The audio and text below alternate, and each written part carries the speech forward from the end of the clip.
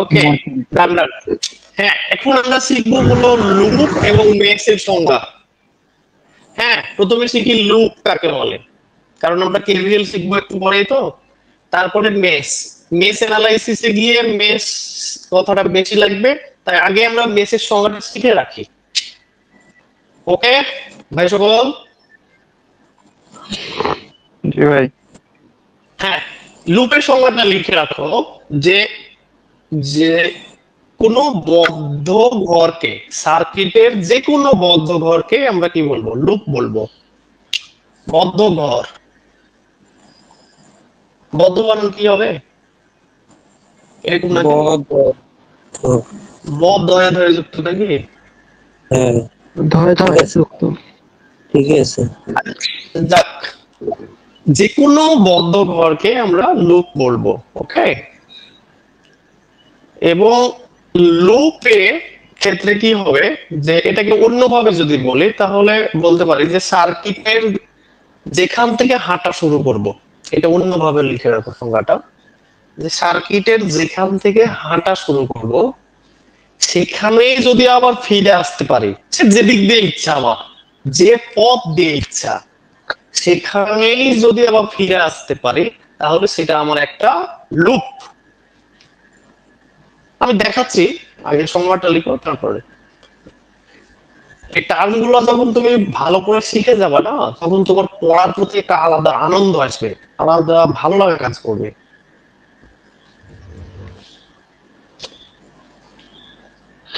সেখানে ফিরে আসবো স্যার।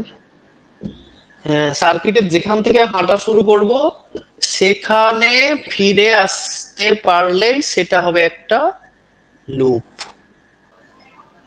তাহলে এখন আমরা এই সার্কিটে লুপ কয়টা আছে কে বলতে পারবা? তিনটা আছে। দুইটা।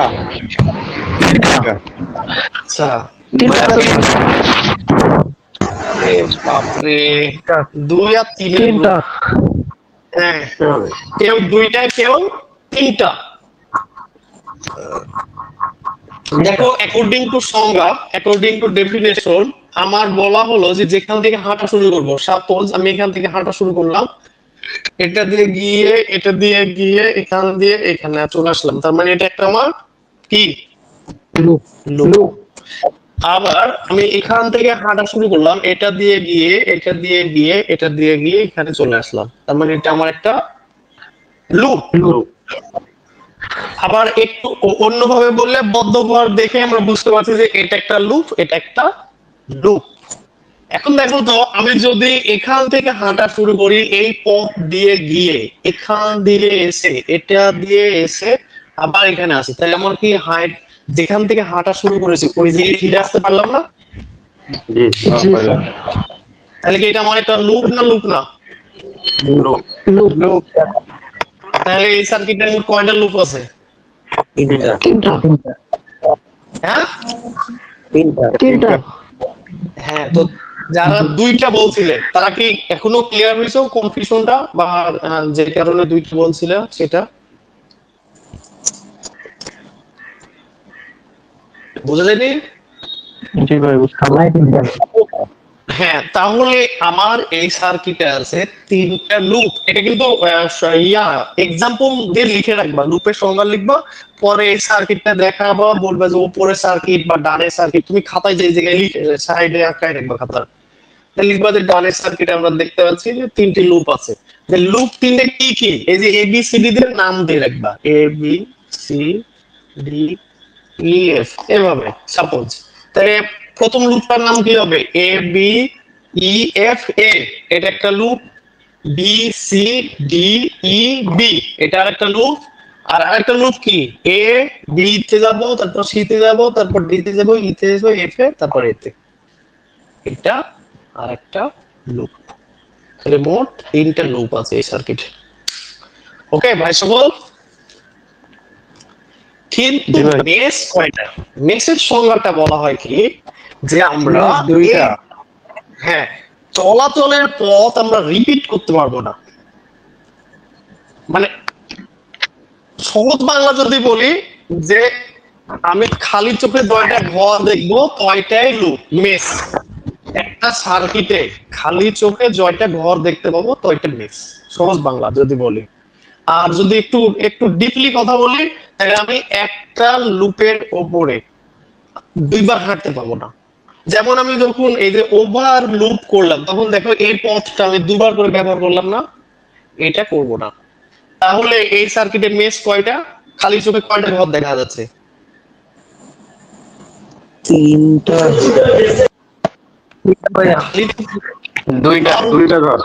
দুইটা আমি মাত্র 2টা ঘর দেখতে পাচ্ছি না, তার মানে এই সার্কিটে আমার মেস 2টা। বুঝে গেছে? এটা হলো মেস 1 আর এটা হলো মেস 2। যাহাই মেস তাহাই লুপ।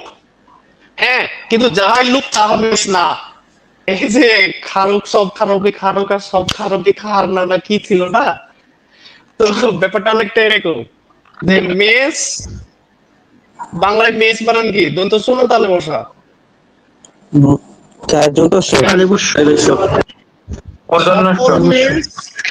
সকল মেস লুপ। হ্যাঁ, সকল মেস লুপ, কিন্তু সকল লুপ কি বলো? মেস নয়। বুঝা গেছে? কারণ এই যে যখন আমি ওভারঅল লুপটা নিব, এটা কি আমার মেস? বলো, এই যে আমি যখন ওভারঅল নিচ্ছি, এটা কি আমার মেস? না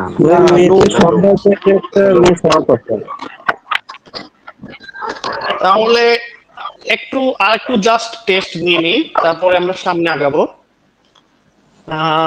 জাস্ট এই যে এই সার্কিটে, আমাদের সবার প্রিয় সার্কিটটাই,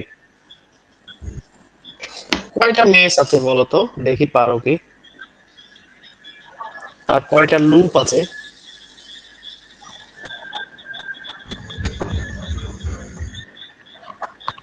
তিনটা মেশ আছে। এই মেস তিনটা মেশ, তিনটা চারটা লুপ, কারণ আমরা খালি চোখে 3টা ঘরই দেখতে পাচ্ছি। তাহলে এটা হলো মেস 1, মেশ 2, মেশ 3। মেস নির্ণয় করা খুবই ইজি। এবার আসল খেলা, লুপ কয়টা কে বলতে পারবা দেখি? 4টা।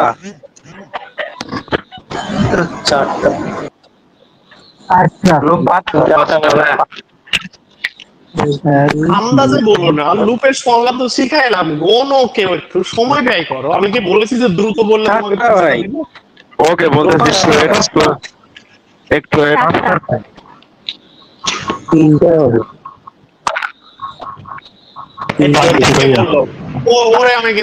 ওরে কিন্তু ছাড়বো না। 3টা কে বলছে লুপ? হ্যাঁ, 5টা লোক আছে মনে হয়। ভাই লোক 5টা আছে ভাই, 5টা লোক। আচ্ছা 5টা হয়েছে, 4টা 5টা হবে। 5টা একজন 3টে। আচ্ছা তাহলে আমরা গোনা শুরু করি, দেখি কয়টা বানাতে পারি। প্রথমত 3টা চোখে দেখা যাচ্ছে। হ্যাঁ, প্রথমত 3টা লুপ চোখে দেখা যাচ্ছে, এটা নিয়ে কোনো সন্দেহ নাই। 3 হলো। 3-এর পরে আমরা এখান থেকে হাঁটা শুরু করলাম, এটা দিয়ে গিয়ে এটা দিয়ে গিয়ে এটা দিয়ে এসে এখানে আসলাম। তাহলে কটা হলো? 4 হলো। 6টা হবে।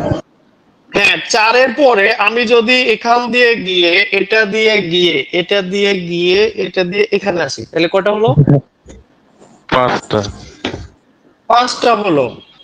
তারপরে আমি যদি এখন এটা দিয়ে 6টা হবে। হ্যাঁ, 6টা হবে মনে হচ্ছে। তারপরে আবার ওটা নিয়েছেন, ওটা তো হিসাব করছেনই খালি চোখে। হ্যাঁ,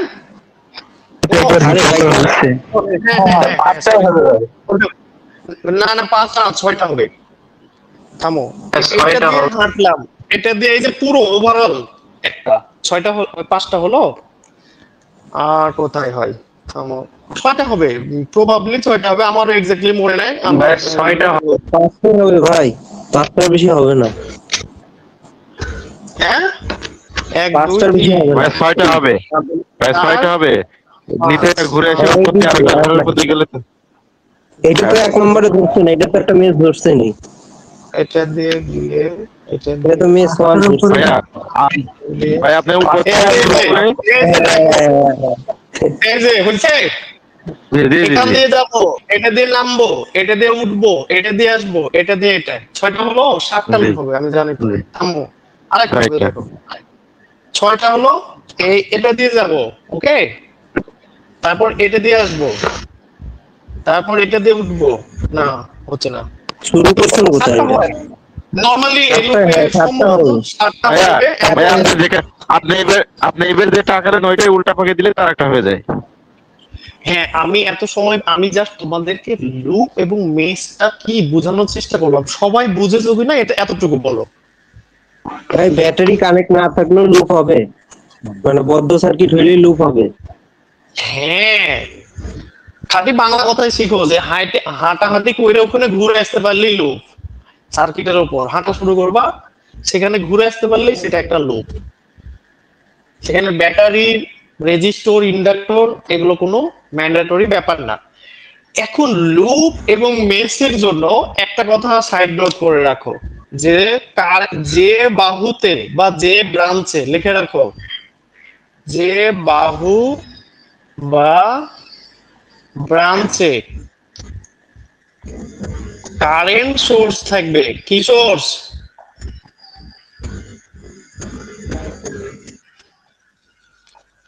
সে বাহু দিয়ে লুপ তৈরি হবে না, লুপ বা মেশ তৈরি হবে না, লুপ বা মেশ তৈরি হবে না। প্রশ্ন হলো কেন? উদাহরণ দিব, আগে কারণটাও শিখে নি। লিখেছো কথাটা?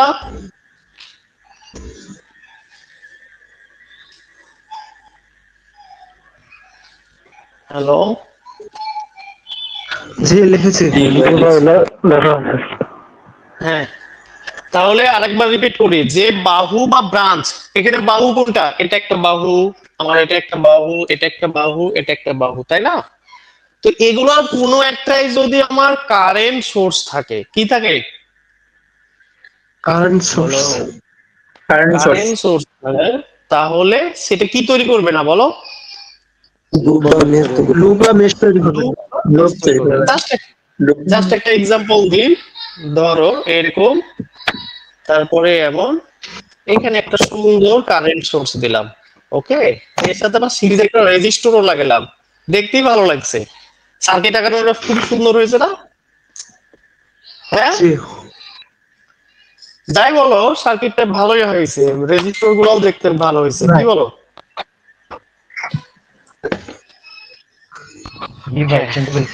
এটা আমাদের সবার প্রিয় কি, এটাকে কি বলে? এটাকে বলে কারেন্ট সোর্স। এখন বলো তো, এই সার্কিটে আমার লুপ কয়টা আছে? একটা হ্যাঁ, মেশ নাই, লুপ একটা মেশ নাই। এই সার্কিটে লুপ কয়টা আছে? একটা লুপ মেশ আছে। একটা একটা লুপ লুপ, আছে। একটা কেন? কেন? কারণ এটা কি তৈরি করবে না। Current source. অর্থাৎ আমি কি এই পথ দিয়ে আমি লুপ তৈরি করতে পারবো? না না, জি না জি কেন পারবো না? কারণ কারেন্ট এটা কি আছে? কারেন্ট এটা আমার কারেন্ট সোর্স আছে। সিমিলারলি আমি কি এই পথ দিয়ে কারেন্ট লুপ তৈরি করতে পারবো? না না, না, না কেন পারবো না? কারণ এটা কি আছে? Current source. কারেন্ট সোর্স আছে। এখন তাইলে আমার একটাই লুপ কোনটা? এই যে ওপর দিয়ে গিয়ে ওপর অর্থাৎ কারেন্ট সোর্সের আশপাশে আমরা গেলাম না, তাইলে আমার এই ওয়ান এন্ড অনলি লুপ আছে। কয়টা লুপ আছে তাহলে এই সার্কিটে বলো? একটা একটা লোক আছে এখন প্রশ্ন হলো যে কারেন্ট সোর্স থাকলে কেন লুপ হবে না, এর উত্তর জানতে হবে না? কারশফের কেভিএল রুলস অনুযায়ী, তাই না? কারশফের কেভিএল, কারণ এখানে তো সকল ভোল্টেজ ড্রপ লুপের ক্ষেত্রে সোর্স থাকলে তো আমরা কেভিএল ফেলতে পারি না, তাই না? লুপের ক্ষেত্রে। হ্যাঁ, কিন্তু কেন? কারণটা কি? হ্যাঁ, কারণটা লিখো। কারণ হলো যে কারেন্ট সোর্সের ইন্টারনাল রেজিস্ট্যান্স অসীম। কারেন্ট সোর্সের ইন্টারনাল রেজিস্ট্যান্স কত? অসীম। Internal resistance infinity. হ্যাঁ, এখন বলো যে এই ইনফিনিটি বাধা দিয়ে কি আমার কারেন্ট চলাচল করবে? লুপ তো মূলত কারেন্ট যাচ্ছে এটা বোঝায়। তাহলে আমার এর জন্য লুপ, এই কারেন্ট সোর্স থাকলে আমরা কি করতে পারি না? বলো, তাকে নিয়ে লুপ তৈরি করতে পারি না। কারণ কি? তার ইন্টারনাল রেজিস্ট্যান্স কত? অসীম। হ্যাঁ, অসীম। অসীম। এখন এখানে অঙ্ক করার জন্য ভবিষ্যতে আমরা সব ম্যাথ পাবো। এই যে কারেন্ট সোর্সের সাথে একটা সিরিজের রেজিস্টর দেওয়া হয়েছে না? জি। হ্যাঁ, যেহেতু ইন্টারনাল রেজিস্ট্যান্স অসীম, তার মানে এখানে কি পরিমাণ রেজিস্ট্যান্স আছে বলো? অসীম। আর এখানে ধরো 10। অসীম। তাহলে তোমরা কি জানো যে অসীমের সাথে 10 যোগ করলে ফলাফল কত? 0। অসীম। অসীম। জিরো বলছে কি? অর্থাৎ মানে ব্যাপারটা এরকম, হ্যাঁ ব্যাপারটা এরকম যে হলো সমুদ্র থেকে এক বালতি পানি নিলে সমুদ্রের কোনো কিছু হচ্ছে না, বা এক বালতি পানি দিলেও কোনো কিছু হচ্ছে না।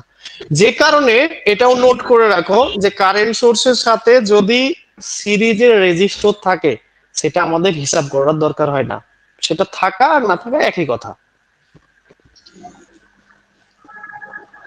কেন এই ব্যাখ্যাটা লিখে রাখতে পারো যে অসীমের সাথে কিছু যোগ করলে তার ফলাফল অসীমই হয়। কারেন্ট সোর্সের সাথে যদি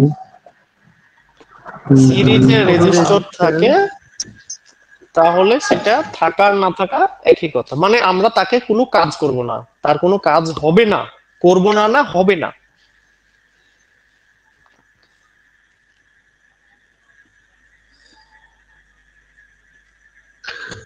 করব না। কি কি কিছু কি নতুন শেখা হচ্ছে ধীরে ধীরে, না সবই জি, জানা ছিল অনেক আগে? কিছু। হ্যাঁ, এরই সাথে সাথে কারেন্ট সোর্স নিয়ে আর একটা কথা লিখে নাও। সেটা হলো কি যে কারেন্ট সোর্সের ইন্টারনাল রেজিস্ট্যান্স অসীম বিধায় একে অলওয়েজ প্যারালালে কানেকশন করতে হয়। কোথায় কানেকশন করতে হয়? ভাই আরেকবার বলেন। প্যারালালে। কারেন্ট সোর্সের ইন্টারনাল রেজিস্ট্যান্স অসীম বিধায় একে অলওয়েজ প্যারালালে কানেকশন করতে হয়।